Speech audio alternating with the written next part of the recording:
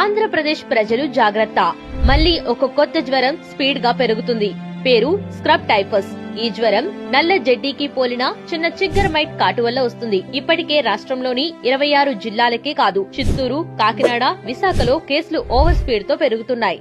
December 1, 2025 వరకు మొత్తం 1317 positive కేసులు రికార్డయ్యాయి.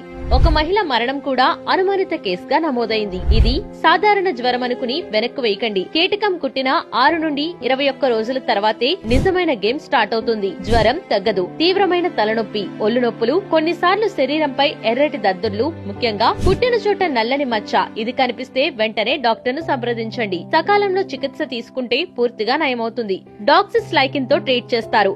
ఆలస్యం చేస్తే లంగ్స్, కిడ్నీలు, బ్రెయిన్ వరకు చెడు ప్రభావం. పొలాలు, పొదలు, తడి నేల ఇవే ఈ కీటకాల హోం. కాబట్టి పూర్తి చేతులున్న దుస్తులు, బూట్లు, ట్రిప్లెంట్లు తప్పనిసరి. పాత పరుపులు, మంచాలను శుభ్రం చేయండి. జ్వరం ఏదైనా 3 రోజుల్లో తగ్గకపోతే వెంటనే ఎలిసా టెస్ట్ చేయించుకోండి. ఆలస్యం చేస్తే ఇది సాధారణ జ్వరం కాదు, డేంజర్ జ్వరం. జాగ్రత్తగా ఉండండి. సమాచారాన్ని షేర్ చేయండి.